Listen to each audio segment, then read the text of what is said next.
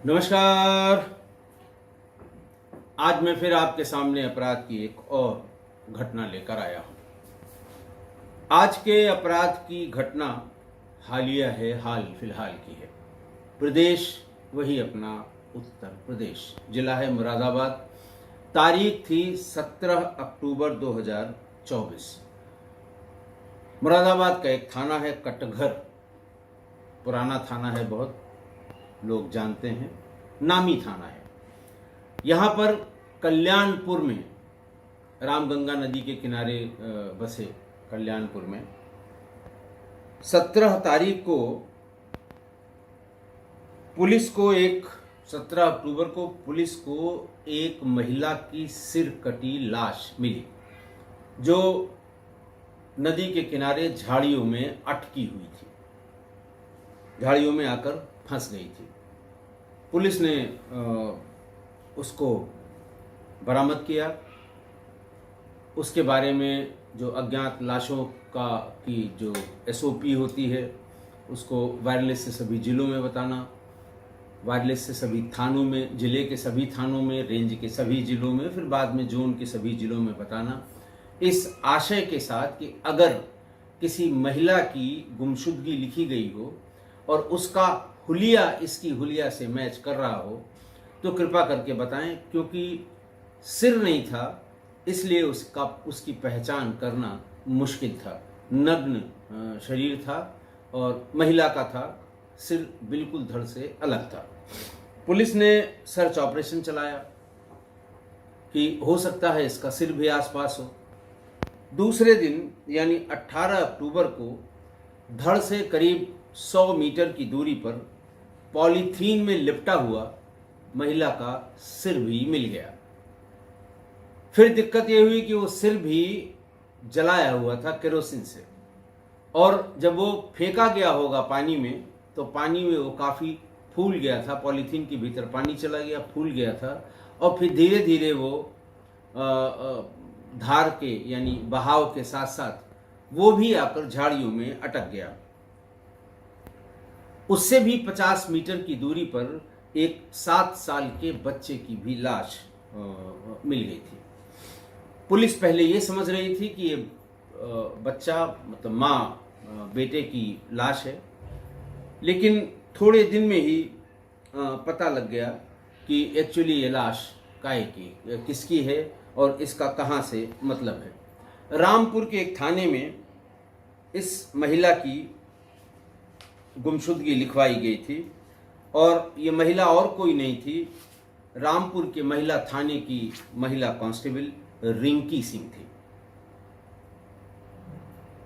पहचान पहले उसके प्रेमी जो पुलिस की कस्टडी में था, जब ये गुमशुदगी लिखवाई गई थी, तो जिन पर शक था घर वालों को, जब वो 2-3 दिन तक नहीं मिली तो पुलिस ने उन्हें उठाया था। उनमें से उसका एक प्रेमी था। घर वालों ने बताया कि इससे इसके संबंध बहुत दिनों से चल रहे थे। घर वाले तो ये कभी नहीं बताएंगे कि ये संबंध थे इन लोगों के। घर वाले ये कहते रहे ये बहुत परेशान करता था, ये करीब 1.5-2 साल से मेरी बेटी को परेशान कर रहा है। पुलिस ले आई, पुलिस ने उसको अपनी तरह से डील किया, लेकिन उसे कुछ भी पता नहीं था। फिर उसके बाद पुलिस को उसके लड़की के रिंकी सिंह के घर वालों ने बताया कि इसका पति भी सिपाही है, उसका नाम सोनू सिंह है। सोनू सिंह रामपुर के स्पेशल ब्रांच की रीजनल इंटेलिजेंस यूनिट में तैनात था।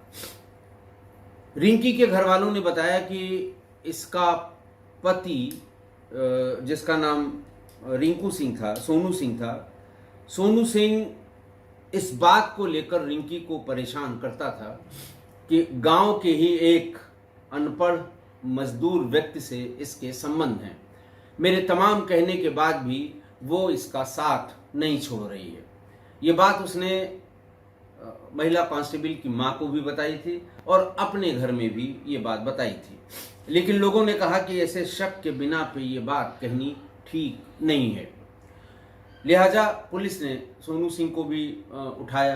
घर वाले आरोप लगा रहे थे कि ये शक के बिना पे उसको तंग करता है, उसको उठाकर लाया गया, पूछताछ की गई। पहले उसने वही बताया, क्योंकि वो लगातार अपनी ड्यूटी पर था। जिस दिन पकड़ा गया है, यानी बॉडी मिली है 17 को और 18 को शाम तक उसकी पहचान हो गई है और 19 अक्टूबर को ये लाया गया, लेकिन 19 अक्टूबर से पहले 10 दिन तक लगातार वो अपनी ड्यूटी पर था। उसके साथ वालों से भी पूछा गया तो उनका साहब इसका आचार व्यवहार, बातचीत, काम करना, ये सब सामान्य दिनों की तरह ही था। ऐसा नहीं लगता था कि इसने इतना जघन्य अपराध किया होगा। बहरहाल उससे जब पूछताछ हुई तो पुलिस का लिहाज करती है। विशिष्ट श्रेणी की पूछताछ में थोड़ा सा ध्यान रखती है कि कुछ भी हो ये हमारे डिपार्टमेंट का है। लेकिन जब काफ़ी देर तक वो टहलाता रहा तो दरोगा जी, यानी जो इंस्पेक्टर साहब थे और सेकंड ऑफिसर थे वहाँ के, उनसे रहा नहीं गया और उन्होंने फिर अपनी तरह से श्रेणीबद्ध पूछताछ शुरू की। बहुत देर तक टिक नहीं सका क्योंकि वो पुलिस वाला था, वो जानता था कि किस हद तक ये लोग जाएंगे हमसे सच उगलवाने के लिए। लिहाजा थोड़ी देर में वो टूट गया और उसने कहा साहब अब बंद करिए जो कुछ कर रहे हैं, मैं सारी बात सही सही बताता हूँ। उसने बताया कि बिजनौर में मेरा गांव रायपुर है और रिंकी का गांव दरबड़ है। ये दोनों अगल बगल के गांव हैं और इन दोनों में दूरी 6-7 किलोमीटर की है, बमुश्किल तमाम। 2011 में हम दोनों पुलिस कांस्टेबल में भर्ती हुए। अगल बगल के गांव के थे, जान पहचान थी, कभी किसी को कोई आपत्ति नहीं थी। हम एक दूसरे को पसंद करते थे। हमारी रजामंदी से हमारे परिवारों ने, यानी मेरी पत्नी रिंकी सिंह के परिवार ने भी और हमारे यानी सोनू सिंह के परिवार ने भी इस पर कोई आपत्ति नहीं की। वैसे भी जब लड़का लड़की दोनों या लड़का सरकारी नौकरी में हो तो फिर आपत्ति करने वालों को भी कोई आपत्ति नहीं होती। जात बिरादरी से फिर कोई मतलब नहीं रह जाता। तो बहरहाल आपसी रजामंदी से 2013 में शादी हो गई। 2011 बैच में दोनों सेलेक्ट हुए, 2013 में इनकी शादी हो गई। इनसे 2 बच्चे भी हुए। सोनू सिंह बताता है कि हमारा हंसता खेलता परिवार था। हम दोनों संभल जिले के चंदौसी थाने में लंबे समय तक नौकरी पर रहे और दोनों को चूंकि पर्याप्त तनख्वाह मिलती थी, हम लोगों ने वहीं अपना एक मकान भी बना लिया था। करीब 2 साल पहले मेरा ट्रांसफ़र रामपुर हो गया। जिलों में तैनाती की सीमा होती है, उस सीमा के बाद इसका ट्रांसफ़र 12 साल बाद संभवतः इसका ट्रांसफ़र रामपुर हो गया। और पति का चूंकि ट्रांसफ़र हो गया रामपुर, तो पति पत्नी को एक ही जगह पोस्ट करने के तमाम शासनादेश भी हैं। पुलिस में भी ये शासनादेश मौजूद है। लिहाजा थोड़े दिन बाद ही रिंकी का भी ट्रांसफ़र रामपुर हो गया और वो वहीं पर महिला थाने में तैनात हो गई। चंदौसी का मकान बेच दिया, जैसा सोनू सिंह ने बताया कि, और हम लोग वापस रामपुर में ही शिफ्ट हो गए। इसी बीच में करीब साल भर पहले कांस्टेबल सोनू सिंह कहते हैं कि साल भर पहले रिंकी के गांव का ओमपाल हमारी लाइफ में विलेन बनकर आ गया। वो 7वीं फेल था, शराबी था, आवारा था और दबंग भी था। पता नहीं रिंकी को उसमें ऐसा क्या नजर आया कि वो उससे लंबी लंबी बातें करने लगी। फिर वो एक तरह से उसकी चंगुल में आ गई। ऐसा सोनू सिंह कहते हैं कि वो एक तरह से उसकी चंगुल में आ गई। फिर वो जो कहता था ये करती थी। पति और बच्चों से ज़्यादा वो ओमपाल को तरजीह देने लगी, ऐसा सोनू सिंह ने पुलिस के सामने बयान दिया। और ये बात सोनू सिंह कहते हैं कि मुझे शुरू से ही नागवार गुजरती थी। शुरू में मैंने ये सोचकर नज़रअंदाज किया कि ये मायके का है, कोई बात नहीं, कोई इसको लेके कोई बहुत बदनामी वाली बात भी नहीं है, मायके का है, आना जाना है, कोई बात नहीं। लेकिन कुछ ही दिन बाद मुझे ये महसूस होने लगा कि रिंकी और ओमपाल के बीच का रिश्ता मायकेदारी और दोस्ती से आगे निकल गया है। रिंकू कहता है कि मैं उसे साल भर समझाता रहा। उसने 1 साल पहले जब ये पता लगा कि उसकी बीवी के मायके के रहने वाले ओमपाल से बहुत से शारीरिक संबंध भी हो गए हैं, उसको पटरी पर लाने की कई बार मैंने कोशिश की, उसे समझाया, लेकिन रिंकी कुछ समझने को तैयार नहीं थी।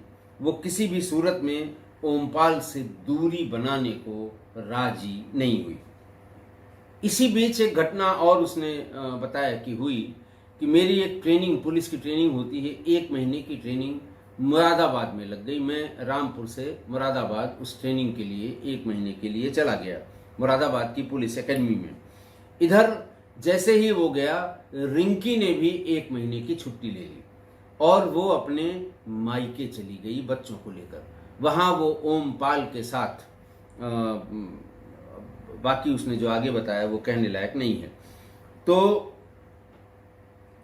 इसी बीच में जब मैं वो कहता है सोनू सिंह की, जब मैं ट्रेनिंग से वापस लौटा तो मैंने रिंकी को ओमपाल के साथ देख लिया। ओमपाल रिंकी को मायके से ससुराल छोड़ने के लिए अपनी मोटरसाइकिल पे लेकर आ रहा था और उन दोनों का मोटरसाइकिल पर एक साथ बैठने का अंदाज मुझसे सहन नहीं हुआ, क्योंकि वो मेरी पत्नी थी और ओमपाल किसी काम का नहीं, 7वीं फेल और शराबी कबाबी जैसा वो उसने अपने बयान में बताया है।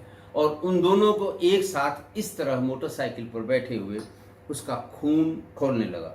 उसने उसी दिन तय कर लिया कि मैं रिंकी को जिंदा नहीं छोड़ूं। उसने रिंकी को मारने का मन बना लिया, लेकिन वो जानता था कि वो अकेले इस काम को अंजाम नहीं दे पाएगा।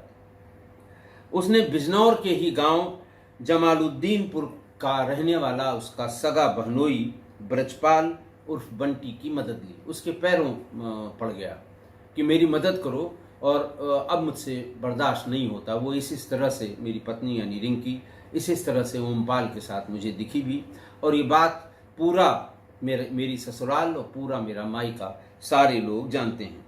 इसके बाद 14 अक्टूबर की रात रिंकी के नंदोई यानी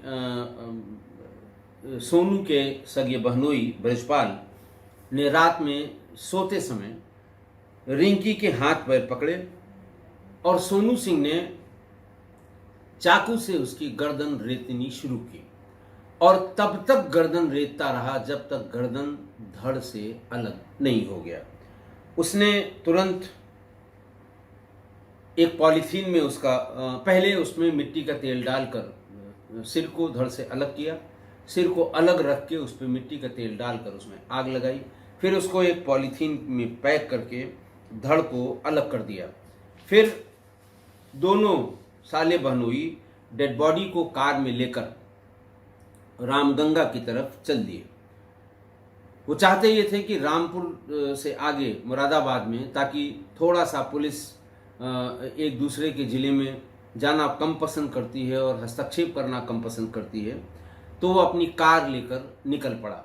उसकी कार पर चूंकि पुलिस लिखा हुआ था, इसलिए चेकिंग करने का किसी का सवाल ही नहीं था। पीछे डिग्गी में उसने पॉलीथीन में बॉडी लपेटी और एक पॉलीथीन में उसके सिर को लपेट लिया। मुरादाबाद आने पर नेशनल हाईवे बाईपास पर रामगंगा के किनारे कच्चे रास्ते से कार नीचे उतार ली। इसके बाद कल्याणपुर के जंगल देवापुर को जाने वाले रास्ते पर उसके पास डेड बॉडी को डिग्गी से निकालकर रामगंगा में फेंक दिया। लेकिन जल्दबाजी में वो रामगंगा की धार तक, यानी जहाँ पर उसकी धारा तेज थी, वहाँ तक डेड बॉडी को नहीं ले जा पाया और उसको किनारे ही, जहाँ उसे लगा कि यहाँ भी बॉडी बह जाएगी, वहीं पर उसके शव को फेंक दिया और उसके 10-15 मिनट बाद उसके सिर को भी निकाल कर फेंक दिया। वो ये सोच रहा था कि ये शव और ये सिर दोनों ही रामगंगा में बह जाएगा, सिर और धड़ अलग अलग बहेंगे और फिर उसके बाद किसी को कभी पता नहीं लगेगा सिर किसका है और धड़ किसका है। 3 दिन बाद 14 की रात हम लोगों ने ये कांड किया और 17 अक्टूबर को ये बॉडी कटघर पुलिस ने वहाँ उसके किनारे, रामगंगा के किनारे की झाड़ियों में फंसी हुई उनको मिल गई। 14 अक्टूबर को शाम को फोन किया रिंकी की मां ने उसे, 1 बार 2 बार 5 बार, 10वीं बार फोन करने पर जब रिंकी ने फोन नहीं उठाया तो उसने अपने दामाद सोनू कुमार को फोन किया। इस पर सोनू ने यह बताया कि रिंकी बिना बताए घर छोड़कर चली गई है। दरअसल 14 अक्टूबर को रिंकी को मारने के बाद ये फौरन रात में जब बॉडी डिस्पोज ऑफ करके निकला है तो 15 की भोर में ही इसने रामपुर के थाना सिविल लाइन में अपनी पत्नी की यानी कांस्टेबल रिंकी सिंह की गुमशुदगी लिखवा दी थी।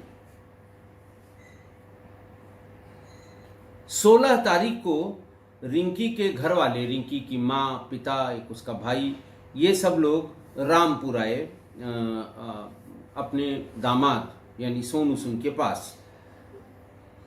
लेकिन दामाद की बातों से उसकी माँ हरवती को, रिंकी की माँ हरवती को शक होने लगा, क्योंकि रिंकी अक्सर बताती थी कि अवैध संबंधों के शक में उसका पति सोनू सिंह उसे टॉर्चर करता है।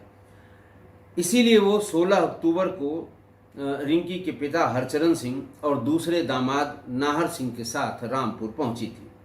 वो यहाँ ये सब बातें कर ही रहे थे, शक शुबहा व्यक्त कर रहे थे, गांव वालों से मिल रहे थे।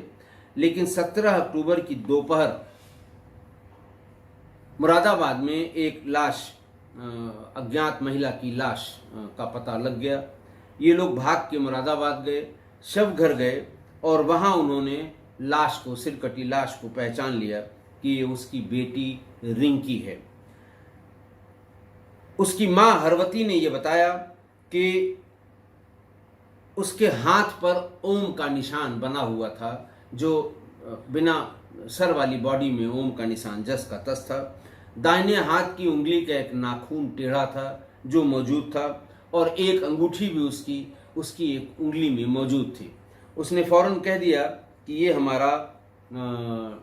ये हमारी बेटी ही है, रिंकी या महिला कांस्टेबल रिंकी, क्योंकि सिर पहचानने लायक नहीं था, उसे काटने के बाद जला दिया गया था।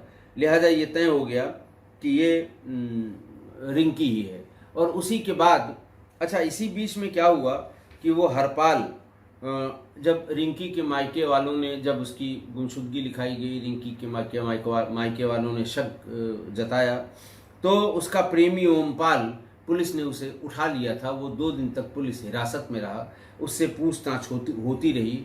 और जब बॉडी के मिलने की इत्तला वायरलेस पे मिली तो हरपाल को पुलिस लेके मुरादाबाद गई थी।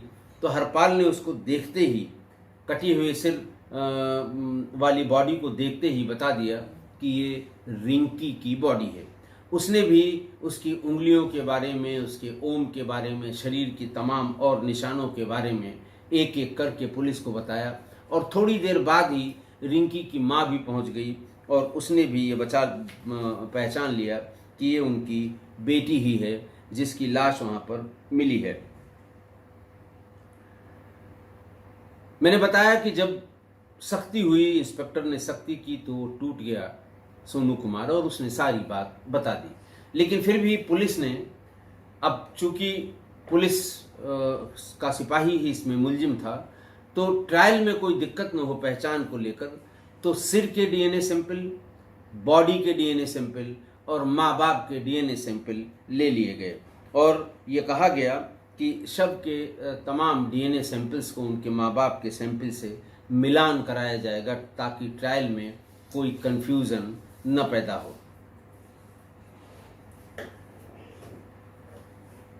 दूसरी बात रिंकी के पिता हरचरण ने कही।